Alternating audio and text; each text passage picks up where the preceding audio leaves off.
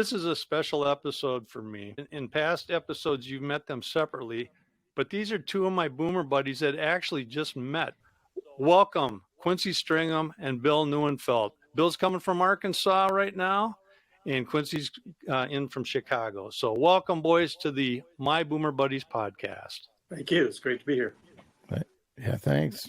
The thing I like about you, Quincy, he is the ultimate baby boomer because he came out of that first group of baby boomers. He loves music. He's an author. He loves sports. And he lives in Chicago now. He repped my games, and through that, we formed a pretty good friendship. When you talk, it is like poetry. You do memoirs, and the way you look at life is just so cool. We did the last episode with you. You talked about your Woodstock experience. That blows me away because I told everybody I was at Woodstock, even though I was 12 years old and I wasn't there. But you were there, and you talked about that. So if you didn't catch that episode, check that out. My friend Bill Neuenfeld, that I've known since college, we've had a lot of crazy things happen to us through life. We played baseball together. We were in the same fraternity. Bill has always been the guy that has ideas. He knows how to fix things, and he knows how to liven up a party. Guys, let's talk about where we're from. Quincy, you're currently in Chicago, but Right. You were raised in New York and Utah. Right. And Bill, you're from suburb of Minneapolis, and you lived out in rural Minnesota, a smaller town for a few years too. And now you're in Arkansas. I want to get your takes on the differences between Midwestern living and other parts of the country from your perspectives. I'll start with you, Quincy. Okay. Well, I was born in suburban New York, about 20 miles north of New York City. My dad was a commuter into the city, took the New York Central to work every morning, got on the subway at Grand Central and went downtown to the tip of the island and worked. And so I grew up there in suburbia, and about 20 miles from New York City. And so I was able to go into New York City quite a bit and do things, and I'd go to baseball games and go to Yankee Stadium. And my dad was a Yankees fan. Okay. And I, just to be an obnoxious kid, I was a Brooklyn Dodgers fan. I was very young, I was born in 49. So, but I remember Jackie Robinson and Duke Snider and Campanella and Gil Hodges and all those guys. And we actually had them on TV. Yeah. We actually had them on TV, little black and white TVs. They had the games on. And I always try to get my dad we go to the Yankee Stadium all the time, but I always tried to get him to go to Ebbets Field so I could see the Dodgers play. And he would say, this is a direct quote, he'd say, "I'm not going all the way out to Brooklyn to watch those bums play baseball," and because they were the Brooklyn bums. So I never made it to Ebbets Field, but he would take me to Polo Grounds when the Giants played the Dodgers at the Polo Grounds. So I got to see the Dodgers play at the Giants. So I did get to see that. He would go to the Polo Grounds. But anyway, so I grew up there, assuming that's where I would live. And my family is originally from Utah. And my dad and mom had gone back to graduate school in the 30s to the East Coast, and then he got a job in New York, and that's how he ended up there. Okay. We have family roots out there, and I love the West. I spent my summers at my uncle's, with all the relatives out there. We go see them, and I get to spend part of my summers at my uncle's cattle ranch in northern Utah. Being a New York cowboy. So I was pretty familiar with horses. I knew how to saddle horses and herd cattle a little bit and do all the stuff that you did with my cousins, and they always teased me about being a New York cowboy, but it was pretty cool. I always thought I was like Spin and Marty. Remember Spin and Marty on Walt Disney, on the Mickey Mouse Club? And so when it was time to go to college, I wanted to go someplace different than the East Coast. So I went to college in Utah, and thinking I'd go out for 4 years and then return to civilization. And 40 years later, I was still living there. So but college got over, and I had to go in the Army, and I got married and had a kid, bought a house, and 10 years later, I said, I guess I live here. And so I was there for 40 years, and then I moved to Chicago in 2009 when I had been divorced. I got remarried to a lovely woman that I knew from 7th grade, in New York, and we reconnected at our 40th high school reunion. We're both, and she had a business in Chicago that was not movable. She ran bed and breakfasts that she owned, and so I was able to move my business to Chicago, and so I did that. So I've been in Chicago since 2008, 2009, and then unfortunately, Fran unfortunately passed away last year. So I'm still here at this point. So Okay. So, but don't know what the Midwest. How do you compare the Midwest to the West and the East Coast? Well, the big cultural shock for me was going to college, in Utah from New York in 1967. Big cultural difference. It was like I'd walk down the street and people would smile at me and say, "Hi, how are you?" And I'd go, "Okay, now what's wrong here?" I mean, because he didn't do that where I came, What's your agenda? What's your agenda? I'd come up to the edge of the curb to cross the street, and the cars would stop. And I'd go, no, you're just lining me up to get a better shot at me. I'm not stepping out there. I know what you're up to.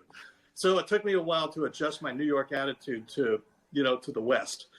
And so I did that, and I grew to love it out there. And it's a slower pace, less people, beautiful scenery, and I just grew to love being out there. And the Midwest. Now there's the Midwest, and then there's Chicago. But I have found that there are wonderful people no matter where you live.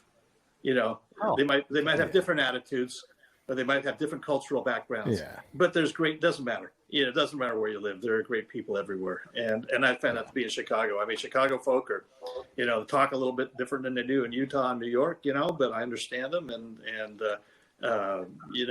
they come from all over the world. There's every ethnic group, they all have their little communities around town. And, it's like Chicago is the second largest population of Polish people in the world after Warsaw. So it's just it's been very interesting to live here to see all the all the different. Sometimes I'm going around town and running my errands, and I say, well, I think of all the people I've interacted with that day, and they're from like every corner of the world. That's why the sausage is so good. Yeah, that's in why Chicago. the sausage is like the sausage. Bobacks. Yeah. So you never.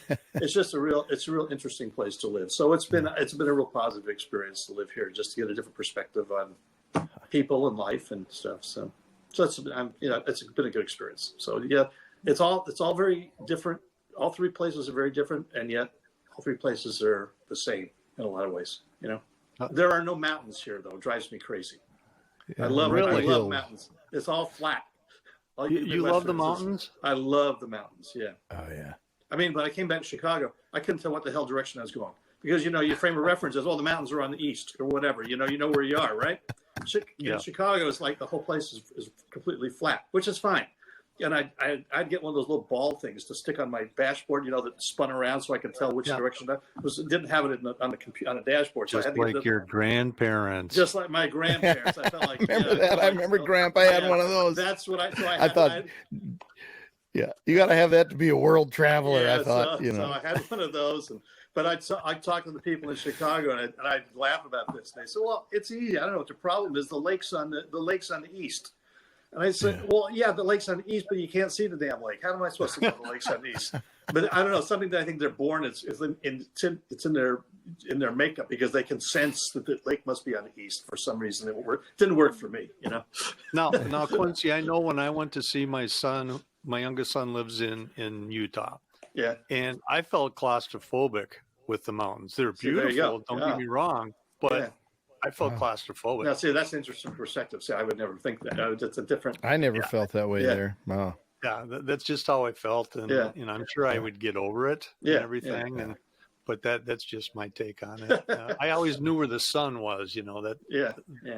I could guess where. I guess that's So. But how about you, Billy?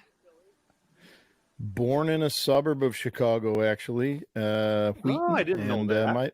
My dad was a commuter like Quince's dad. He went into downtown. He was in the propane and gas appliance business as a mid-level manager, and then he took a promotion to Minneapolis. That's how I ended up in Minneapolis. I was 7 when that all happened, so I was just barely climbing off of dirt piles, and lived in the suburbs of Minneapolis. And he didn't work in the city. And of course there was no light rail or anything there. So he just worked in the next suburb over, and graduated high school there, moved out to West Central Minnesota after college with you, Rick, at the University of Minnesota Morris, the Harvard of the West.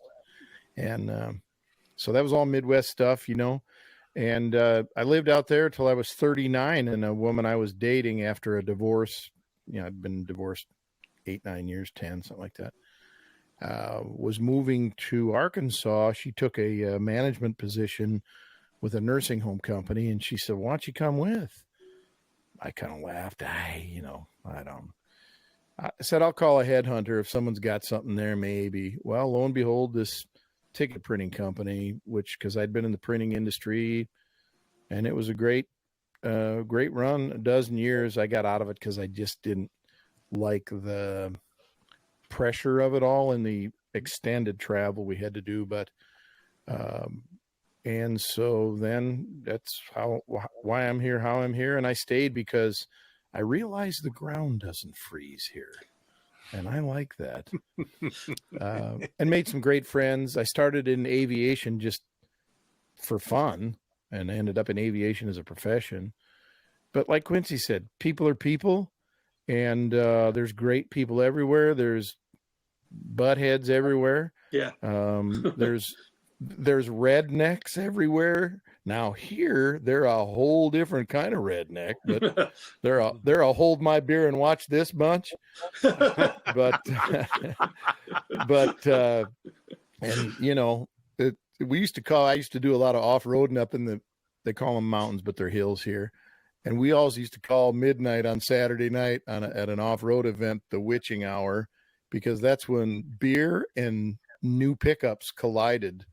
They'd take brand new pickups up hills and gullies and rock ledges and roll them over, and it is unbelievable. Anyway, it was the hold my beer and watch this thing. But and honestly, I think with the job I had prior to the one I'm in now, the last sales job I had, I actually was fortunate enough to travel to South America, to Europe, Eastern Europe. Everybody in the world only wants a few very basic things, and that is they want to live a decent life, they want security for their family, and they want to be able to enjoy their life, whatever that thing is they enjoy. And you find that most people want to be around family. There's some dysfunction out there, of course, but in the world, everybody's the same. The scenery is just different, and the labels on the candy wrappers are a little different, By the way, European chocolate is better. Do you know the difference? European chocolate and U.S. chocolate from Europe. They're two different animals. Tell me. I happened to see this on How America Was Built. Mr. Hershey, when he was trying to make chocolate, could not get the cacao powder to mix with milk when he wanted to make milk chocolate. So he actually had to clabber the milk, which was sour it with heat, to get the chocolate to mix. And then it mixed, he had milk chocolate. When you taste chocolate, go get a Hershey's bar. You'll taste the clabbered milk now that I told you that. Which is European sour milk. Chocolate, yes. European chocolate, however, is made by mixing powdered milk and powdered cacao or powdered chocolate, and then adding water to reconstitute it, because the powdered milk's already got the milk product in it. And so it's smoother, sweeter, and doesn't have that clabbered taste. Go get a European chocolate bar and a U.S. chocolate bar and do that taste test next time. It's very interesting. So anyway, I love chocolate, so you don't have to twist my arm on that one. No Very problem, good, Bill. No problem. So Bill, anyway, so that's smart. kind of my path through life, or through geography. In the South, things happen a little slower. The biggest setback I felt here was two things. Racially, they weren't here where they were in the Minneapolis area, with especially the black-white thing, and women still, all over the world are not equal to men financially, and but here it was a real step back in time. So for a while I struggled with finding a suitable mate, because I was looking for the Midwest girl who was sort of semi-successful and had a career, and here they were still just, women were still just developing that way. So it's come a long way in the 27 years I've been here, but interesting, you know. I love it here. I keep telling all my friends, like, Rick, you're coming down here anyway, sooner or later. Y'all retire and come this way. Hey, in the spring, my phone rings. I'll just tell you that. In the spring, my phone rings. So anyway, yeah. I've been in 47 states, and Arkansas is one of 3 that I haven't been in. So. Well, you got to go see Billy. Really beautiful. Yeah. Come on, Quince. Okay. Yeehaw! So now, if I say hold my beer and watch this, yeah. Trust me. Every time I've heard one of my friends say "watch this," I knew trouble was about to follow. Right? Yep. Absolutely. Yeah. Well, thanks for sharing your perspectives and a little bit of the background, so the listeners and viewers can get to know you a little bit better. If you don't mind repeating for Bill, the big sales job you did on your dad to go to Woodstock. I think that is a great story. Oh, okay. Well, so I lived about 150 miles away from the site of Woodstock, and it started being advertised on we'd heard it was going to happen, but then we heard it wasn't going to happen. And then they finally started advertising on the local top 40 radio stations. So we figured this is legit. So some of my friends and I said, we're going to go. And it finally narrowed down to 2 of us who were actually going to go. So Bert and I went running up, and we bought our $17 for the weekend ticket package. Wow! So we had already invested our money into this thing. And Bert said, "I'll drive." He had a beat up red Mustang convertible, which sounds great, but it was a real beater, you know.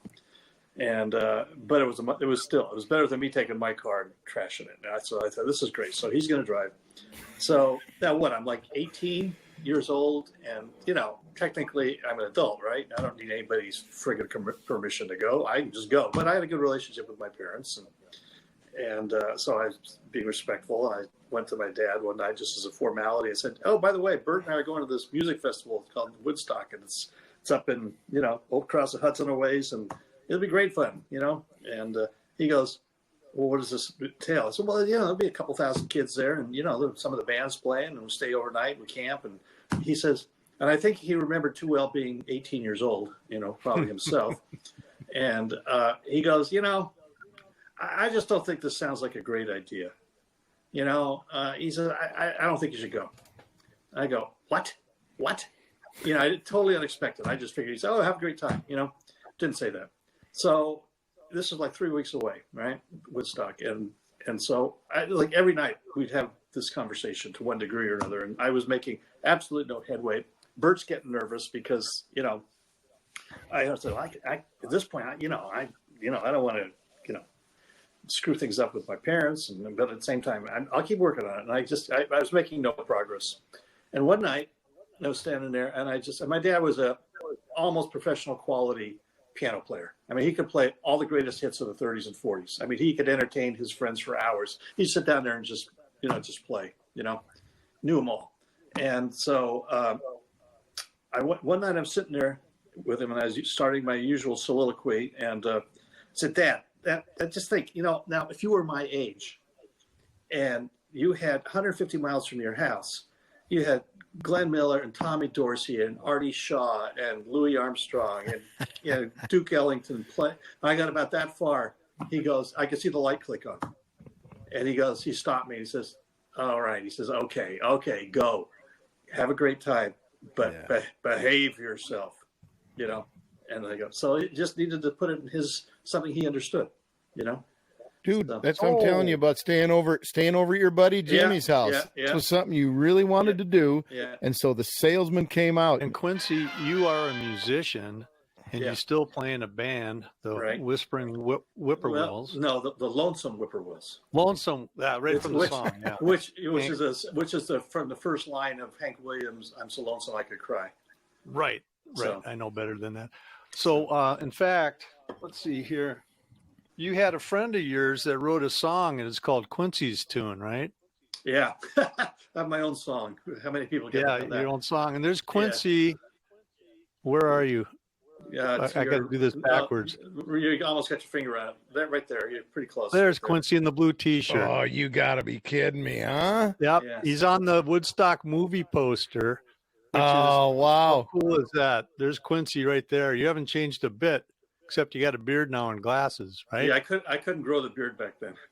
I didn't need the glasses. Yeah, none of it. Well, Bill could, but I couldn't. Yeah. Let me ask you this before we go. We're going to go for probably another few minutes here.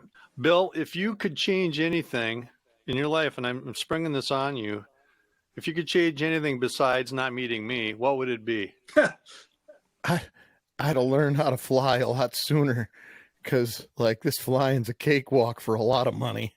It didn't used to be that way, by the way, but I'd have got a job in the aviation industry a long time ago, because it's a cakewalk. And if any pilot tells you it's hard work, they're bullshit. Yeah, it's easy, but you have to have skills. You have to have a certain mindset. You have to be a little bit type A-ish. There's some of them that are way too type A-ish, but I'd have probably done that. Although I wouldn't trade my sales career for anything. It's not like I'd like to change it. It's just, that route, I'd probably be retired by now and wouldn't have time to do a podcast or anything.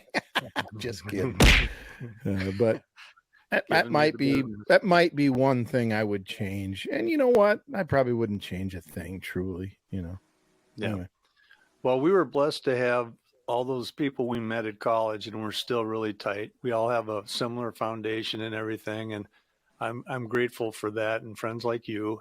Two other boomer buddies that are part of this group, Joe Chesley and Dan Vikstrom. We'll get them on here, and they have yet to meet Quincy, so that's going to be fun when that does happen. Quincy, now it's your turn. You're on the spot.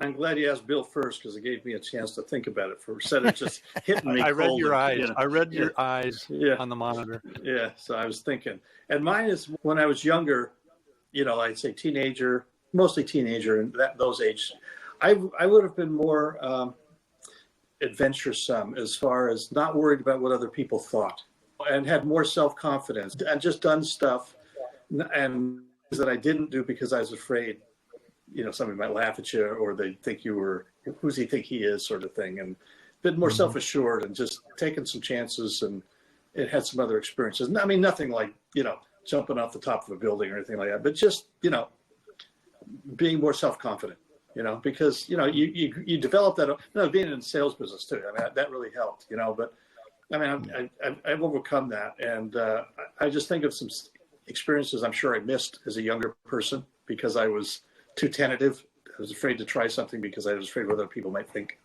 That. So I've always heard it that sometimes if you're too educated, it puts too much fear in you, fear of failure, fear of loss, because too much. Right. Sometimes the most successful people are the biggest dummies on earth, and I don't mean that literally, but they're the people that don't know any better. So let's try to start a company like GE, or something. Well, you think about it. When you're a little kid, you have all this wonder. Life has not compacted you down, just smashed all of your hopes and dreams away like it does as you get older. Yeah. I want to live life through the eyes of a child again. And I know when I had that bout with cancer a couple of years ago, it helped me really refocus and just do what I want to do now. And like Quincy said, don't worry what other people think. And this podcast is part of that. It's something I wanted to do. But 20, 25 years ago, I had an idea with the board games. People said, what? Are you crazy? And I figured out how to do that along with my wife. We talk about this stuff, and it's interesting, but a light bulb just sort of came on in my head. I've been picked up another family in the last 5 years, been dating a girl, and she's got teenage kids. And they came from a very oppressed sort of situation where their father was always very critical of them, and critical to the point where they were afraid to take something out of the refrigerator because it was his peach or whatever. Anyway, the first thing I started to put in them was go for it. Yeah. You know, your mother and I have your back. Go for it. And these two kids have literally blossomed because of the go for it attitude. And I think that is, you see a lot more of it today in some of the mentoring groups and things, in some of the, chambers of commerce and, small business groups that weren't there when we were younger. But that, the education that attitude gives you far exceeds the reading, writing, arithmetic type or part of the education. And if I could urge any teacher anywhere to do those things, I think that's far more beneficial than the nuts and bolts of an education. It's the go for it part that I think is, don't be afraid to fail. Some of the greatest people on earth have filed bankruptcy Right. multiple times. So Yeah. I mean, a little failure is good for you.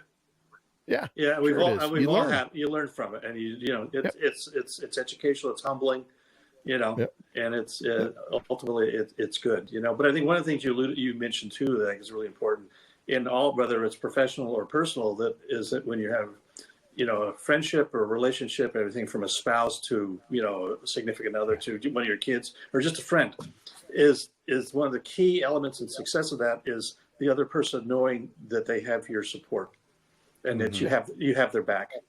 It's just as a safety net, and it's in whatever your relationship you're talking about. It's really it's even if a customer knows that you're going to support them if there's a problem with a product on one level, or your spouse knows that you're always going to be there for her, and without a doubt, it's just that it's a whole. It applies to all factors of all facets of life. Rick, that's one of the things I immediately admired about you and Sharon. You and Sharon have that in your relationship. I read that immediately when I first met her, and that's how you guys are. So Well, we learned to compromise on things. For example, when we were searching for a church, she wanted to check out one denomination and I wanted to check out the other. We did that, and then we compromised and did what she wanted. Yeah, that's another thing. That's another key element. It's all about compromise, fellas. There's some great jokes about that. Hey, I love that. It's a powerful thing. Yeah. Well, thank you. No, she's been great for me, and she supports what I do. She has no interest in getting on a podcast with me, but she supports that I want to do it, and she knows that I'm spending quality, good time with my buddies. So it's a win-win. Bill, Rick, you need to tell. We should tell Bill how you and I met. I think it was a funny story. Okay. Well, you tell it way better than I do. All right. I was a sales rep. I was back in New York at Toy Fair at the Javits Center, and down in the lower level of the Javits Center was all the individual board game companies. The guys that invented the next Trivial Pursuit, and Rick was one of those guys. And he had a going concern. You had your For the Record board game, which was a rock and roll trivia game. Okay. Now, there's a few things in life that I know, one of which is baseball, one of which is rock and roll music, one of which is toys, and it kind of ends there, but I do know those things. And so I saw what it was. I just was interested. I was a buyer. I was a rep. You were a rep. Yeah. Western. In Western states, I transitioned into that. And I'm just standing there watching, and Rick, as part of his sales pitch, would get these, pigeons walking down the aisle and say, "Hey, can I ask you a question? You want to see if you know the answer?" And I was in sales, wasn't I? You were, yeah. Exactly. You brought him in off the, Yeah, here's the sales. Step right up, And so he asked me the question. I said, "Well, sure, go ahead." So he asked me some, easy peasy question. I answered the question. He says, Annoying. "Okay." Yeah. So then he asked me another one. I answered it. He asked me another one. I answered it. I got up to like half dozen questions. And he finally looks at me. He says, "Tell me now, who the hell are you? And how do you know this stuff?" He said, "Nobody." Did he say, Quincy, do you want to write some content? Yeah. And I said, "Well, I just know this stuff." I said, "I've loved the music my whole time, my whole life. And, I just know this stuff." And he says, "Well, what do you do?" And I says, "Well, I'm a sales rep. I sell games. I sell toys to all the customers in my geographical territory." And he says, "I think we need to talk." Yep. So we talked, and ended up selling your board game for you, you know, and it was great fun because it was something I was passionate about. It was a great thing. I was selling like some huge company. I said, well, I got this other thing I got to show you, like one board game, you know. This is a one item company, you know. But I always made sure I showed it because it was something I thought was really cool, you know. Yeah. So. And just so the listeners know, it started out as a 50s, 60s, 70s edition of For the Record. And then through schlepping through all the, you know, Games by James, you know, local game stores, I got a demand for an 80s and 90s edition, which it's not as automatic for me as 50s, 60s, 70s. So I researched and came out with that one too, and then a fishing one. But Quincy, meeting him really helped me expand the territories. I think we sold 100,000 games or something. Yeah, it was pretty. I was so impressed. Good. I paid a visit to the Rock and Roll Hall of Fame in Cleveland, and Rick had told me that, you know, hey, I got the game into the Rock and Roll Hall of Fame. Well, that's pretty good, right? I walk into the Rock and Roll Hall of Fame, and right in the middle of the floor, I mean, there's this huge floor stack of For the Record. I wasn't like 12 boxes. I was like 100 of them stacked in a pyramid. I was like, oh my gosh, this guy's in the big time, you know? It was very impressive. So. Yeah, it was a niche game. It had its run. What I should have done is, you know, gotten an app and done all that stuff. And I actually was approached, guys, to do that, but I didn't know anything about it, and I was naive and kicked myself. But it's out of print for anybody listening out there, and you can find it on eBay and things like that. In fact, I think I got a couple beat up demos, and that's about it. But it was fun. It was really fun, and I got to give Sharon credit because there's no school on how to do that, you know. So she found out how to get it printed, and she typed up all the questions so the printer could do it. And you know, I had all the stuff up here, you know, wrote all the questions and everything, and all the fake answers. Here's a marketing thing I did. I had multiple choice, so I had to have wrong answers in there, right? Bill Neuenfeld's in the game is a wrong answer. So what are you going to do if you're in the game? You're going to go buy it, right? Right. And say, hey, I'm in the game. Look at here. So all the old buddies are in there. We're all in there. When I was demoing the game at the Games by James, I had that out there, and people would ask for an 80s and 90s. I'd say, I'm working on it. Hey, do you want to be in the game? Give me your name, and permission to use your name is a wrong answer. And then give me your email and I'll contact you when it's published. So I sold games that way too. Yeah, I was a hustler too. That's pretty tricky. Yeah, a little guerrilla marketing. And I got on Dick Bartley's American Gold because I heard him. Oh yeah, I remember you talking one about night that. when I was driving around, and he was just so good to me. He'd come and visit me in New York with his wife and Sharon. Yeah, I think didn't we go to dinner with him when you and I in New York? Yes. I think? Yes. Yep. Yeah. He did a syndicated show called American Gold for ABC, and he put it on the card, you know. But that was just a marketing thing that I figured out while I was riding billboards at night, and I heard his show, and he had prizes on there. And I thought, well, I'll shoot him an email, see if he wants a prize. And he had a good setup where he'd ask each hour, he'd do a Quizman segment where he would ask questions. And if you answered 3 of them, you would get a top prize. If you answered 1 or 2, you'd get a CD or something. Well, he liked my game. I sent him out a copy, and he liked it. And he said, hey, how would you like to be the top prize for the Quizman segment? I go, yeah, what do I need to do? He goes, I don't want to handle anything. All you got to do is I will send you winners' names. There might not be any winners who got all 3 right. So I'd get mentioned on over 200 syndicated stations, right? I'd get publicity. And all I had to do was ship out a game or 2, maybe a week. And he didn't have to worry about it because Sharon would get on it and ship it out. So that was guerrilla marketing. That worked out pretty good. Yeah. Anyway, this has been fun, guys. I see that, you know, we're hitting the artificial time limit here for this, but I'm so glad that Bill Neuenfeld and Quincy Stringham got to meet on my Boomer Buddies podcast. Yeah. And now I feel like you're going to be fast friends, and stay tuned for future episodes with these guys. And I really appreciate all of you listening and watching where you can. And again, if you have anything you want to say or add, if you want to have questions for Quincy, Bill, or myself, just email at myboomerbuddies, the number 4, at gmail.com. So on behalf of Quincy, Bill, do you have anything you want to say at the end here? I'm all talked out. In the immortal words of Jackie Gleason, good night, everybody. Thank you on behalf of them. And until next time, we'll see you around the block.